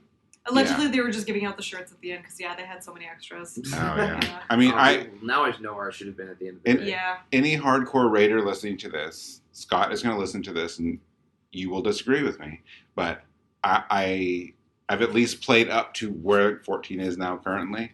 I would rank, even though that's a story battle, I think it's on par with like some of the regular raids in the game now. Like in terms of complexity, it's definitely a step above what a lot of people who are used to, Right. if you're not totally caught up on the game. The final story mission of 4.0, I believe, is called Royal Menagerie, and it was famously difficult for a story mission. Do you think this is at the level or easier or harder than Menagerie? There are a couple parts I would maybe say it's on that level. Yeah, But yeah, I thought it was a mechanically interesting, but still pretty elaborate. There's like 10 steps you have to think through for this 10 to 15 minute boss battle, with multiple times where you know there's healer checks and DPS checks. For the one question that we asked Naoki Yoshida when we interviewed him earlier today was about how the role of the healer is a little bit different for Shadowbringers, and I think we saw that a little bit in this fight because there were some moments where the healers had to be on point or the battle was over. Yeah.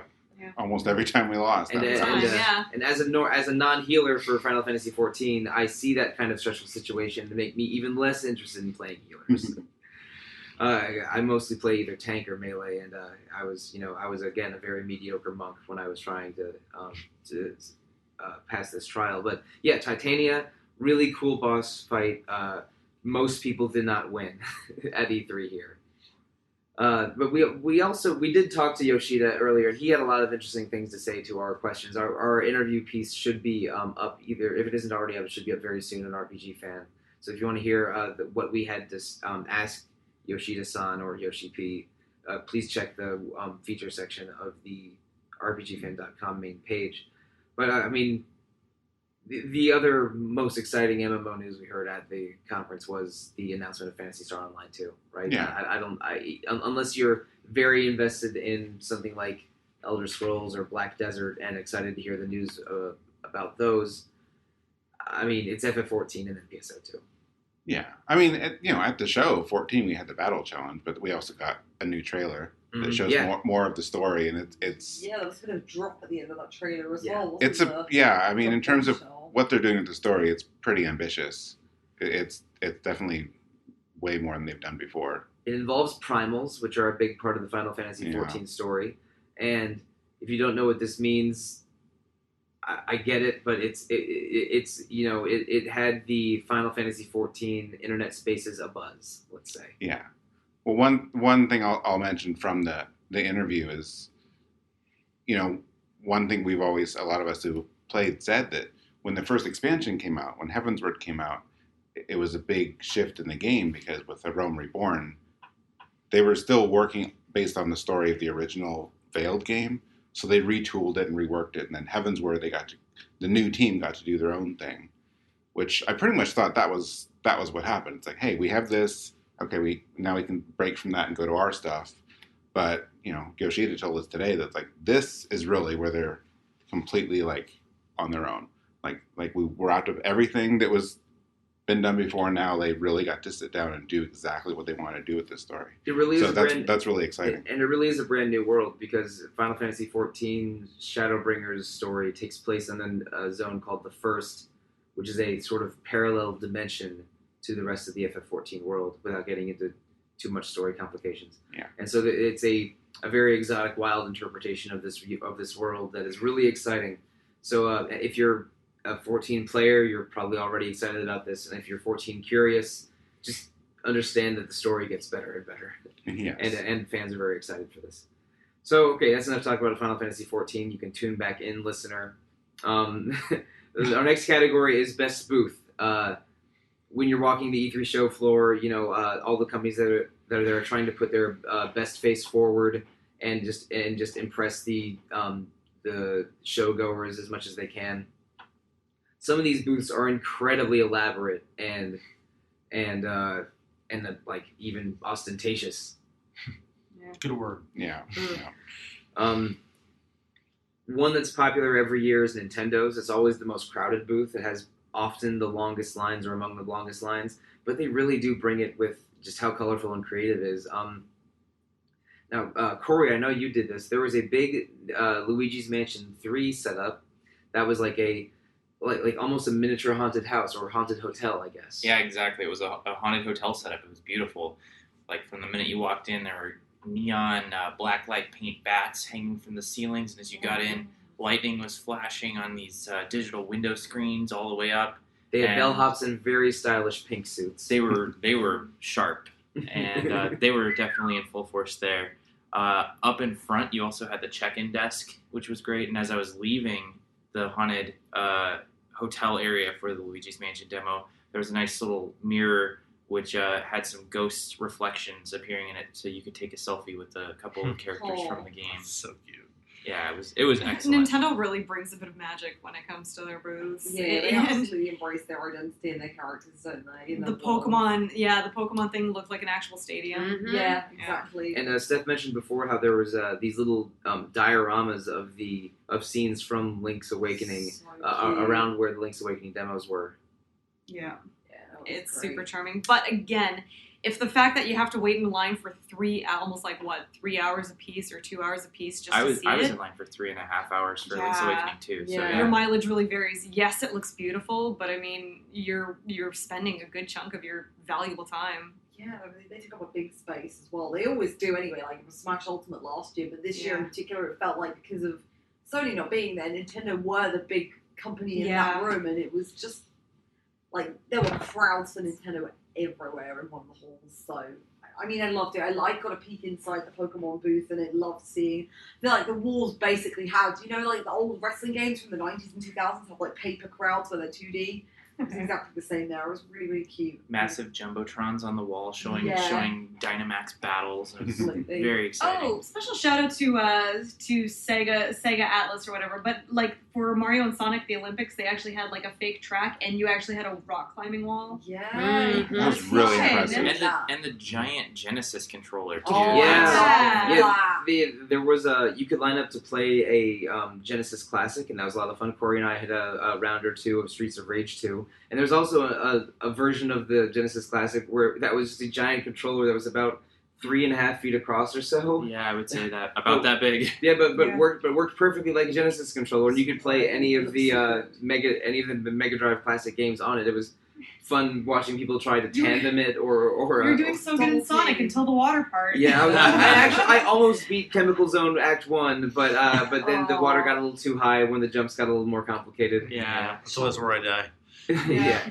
But Sega Atlas did a really good job, and Sega Atlas's booth in previous years was way smaller, but I think they ate up some of the available space from Sony not being there, Yeah. and had Yeah. it more than triple the size. You could actually navigate it this time. It was their best booth ever. But our winner from last year was Capcom, and this year it was almost as good. They had a big Monster Hunter display with the Elder Dragon Velkhana there, a really cool Monster Hunter statue. That was such a cool display. It's Yeah. really Yeah. impressive. It was And, beautiful. And it was a lot like the Rathalos one from 2 years ago. Yeah, there's a little Pelico around the corner as well. He was Aw, super yeah. adorable. He was dressed up for the snow for Yeah, ice. nice and But they comfortable. didn't have that many demos though. I think No. it was Monster Hunter Iceborne and nothing else. Capcom didn't have a major announcement at this show, which surprised me quite a bit. I mean, we know they're preparing for Devil May Cry 6 with Lady and Trish, so I'm I'm all for it. You know, Capcom. And probably Keanu Reeves. Oh, yeah. You know what? Devil May Keanu would be the game of the year any year. Is that about a Palico? Just stop gaming and just play that forever. More seriously, they're probably all prepping for just next gen stuff. Like this is probably the E3 for all the new gen stuff. So, like while the titles were strong, it definitely felt just a little emptier than other years. But yeah, Capcom was a little bit like as good as they are and often very hospitable and all that. It was a little empty. Still great, just a little empty. More space, but I think some of the companies were maybe taking this year off for a bigger 2020, which is definitely Sony and probably Capcom among them. I think Capcom also has to prepare for the next unannounced Monster Hunter Iceborne DLC, the Velkeanu Elder Dragon. Dang it! Yeah, so what we're saying is that someone killed John Wick's Palico and the entire Monster Hunter world must pay. Absolutely. The most recent Monster Hunter Iceborne trailer showed off Tigrex and Velkhana, and the roar at the very end was probably Glavenus from Monster Hunter Generations, for you Monster Hunter fans out there that know a bunch of made-up dinosaur words like me. So and also a new wyvern called Barbara. But anyway, the Monster Hunter Iceborne looks really cool, but Capcom's booth itself was maybe a little disappointing. I don't think we've mentioned these. Like Square Enix really had a great space this year. They often do though. They always have tons of demos usually set up. It's a beautiful space. I would say I think it extended outside of just the booth though, because yeah, exactly. Yeah, I mean, I the think experience. they probably had the second biggest space on the show, I reckon, but they really did a lot of work with it. So they had 3 areas. They had the store, the Shadowbringers area, which was really cool, set up like Titania, set up with all of the challenges booth. That was really great. They also had their Avengers section, which was really cool. They had the costumes for some of the characters who would feature in that game. But for me personally, the Final Fantasy VII Remake area was particularly fantastic. Yes, yeah. I got to demo that game, so it was a really fun experience. You had to get a ticket, which was basically a train ticket for Sector 7. I actually like that system. It beats waiting in line. It was great. It was a really good idea. We still waited in line for about an hour though. But 45 minutes, but it was still worth it, definitely. So you stood in line for tickets, and it was really cool because you had some actors walking around. They were playing female Turks, and they would take your ticket, they would tear a little bit off of it, and they would watch you walk in. They would sometimes eye you up a little bit and make sure you were not going to cause any problems or anything like that. One of them had terms. They were in character too, so if you ask them, straight the whole way through. Like, if you ask them what's your insurance like, they'll say the best. Yeah, yeah. They had one of them had rude gloves on from one of the Turks from Final Fantasy VII, and definitely, I would have wanted her to punch me, but also like off the record, she shouldn't punch me.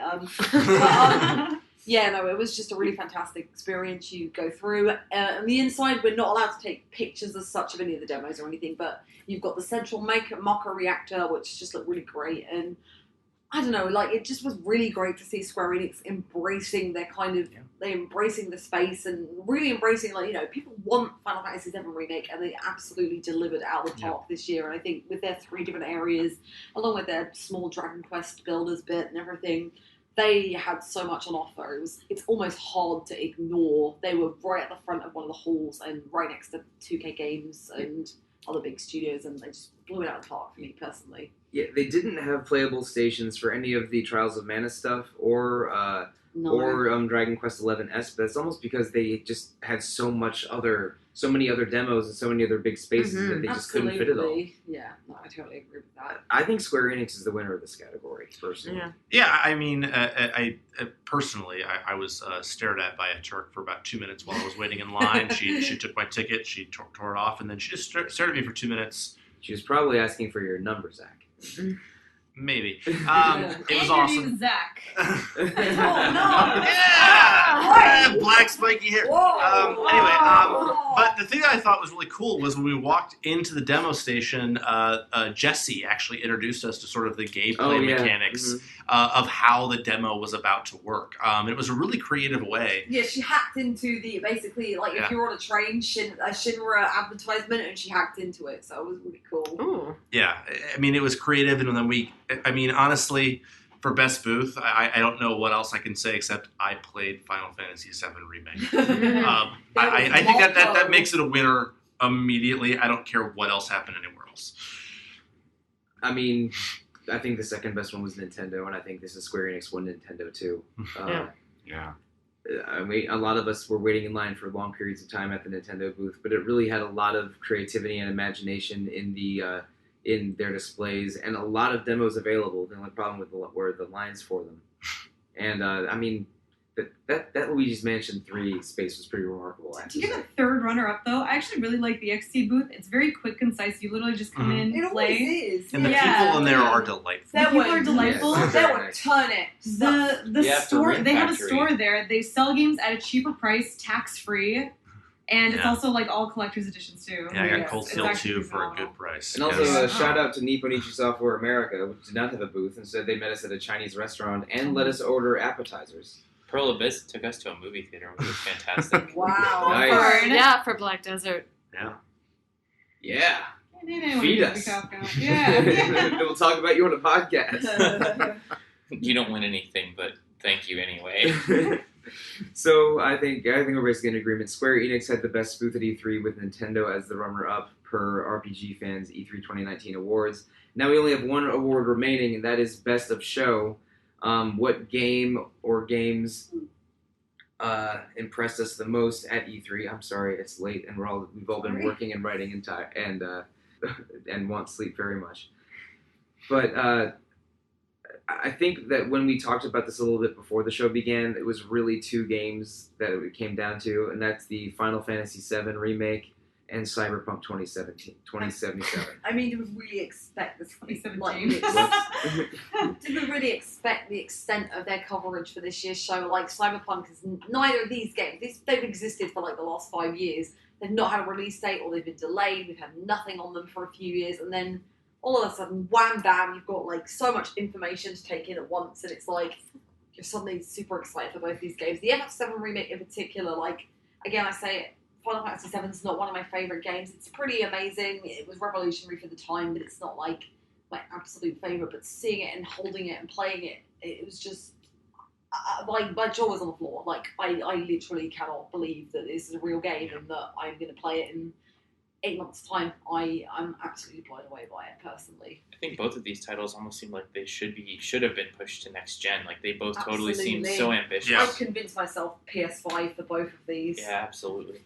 I wasn't 100% sure that Final Fantasy VII Remake would have any presence at the show. Like, before we saw that trailer, I wasn't sure we would even get a new trailer.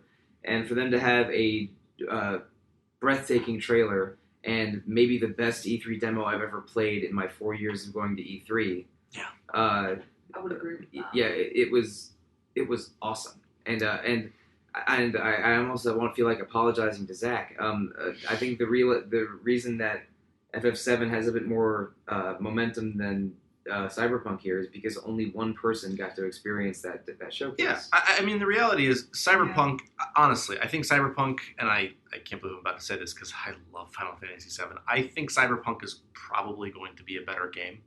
The work on it and the live demo, it's just incredible. Like I said earlier, I've never seen a game do as many things as well as it seems Cyberpunk is going to do. But the reality is almost no one got to see Cyberpunk, and we actually got to play Final Fantasy VII Remake. Yeah. And there was more theatricality.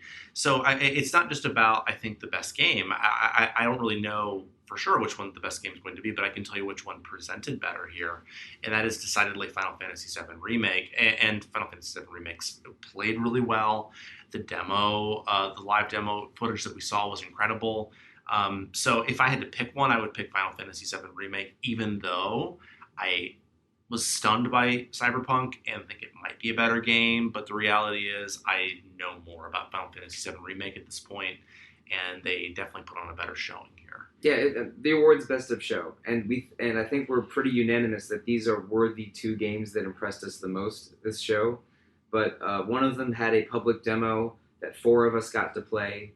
Final Fantasy VII was more present at the show than Cyberpunk, and I think that matters. Yeah. But So all of you people saying like FF15 ruined the series, I hope this can give you just a little bit of hope. Oh, Yeah, for we're- Final Fantasy 15, RPG Fans Game of the Year 2017. Yeah. Well, I knew 2016, wasn't it? 2016, I think. Oh, 2016? Yeah. Oh, my Oh, bad. that Final was Fantasy 15 was a year. good game, so We- whatever. Fine, yeah. Yeah, we like Final Fantasy 7 so much that I guess we're just willing to overlook the fact that it's allegedly really called Final Fantasy 7 Remake.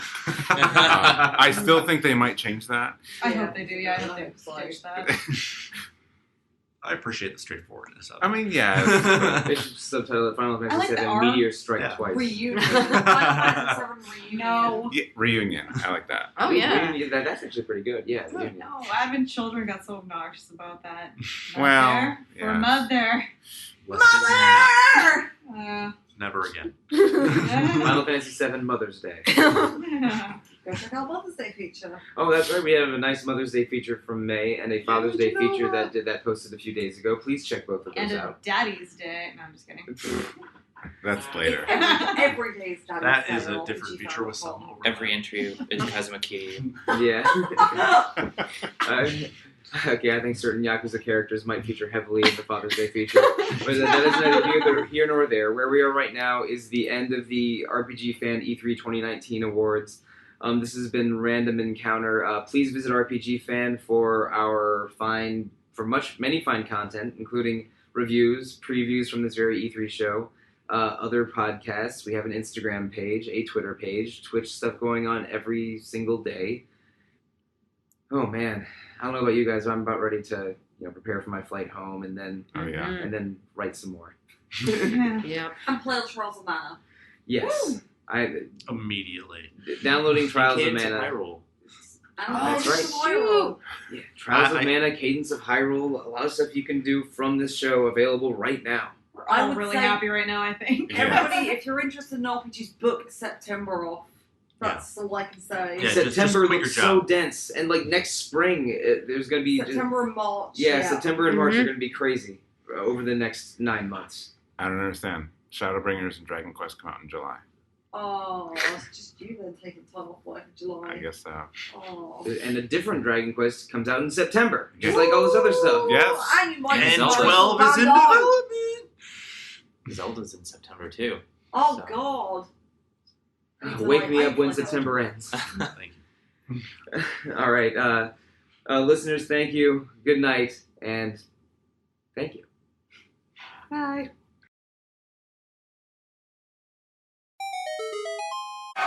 You're all breathtaking.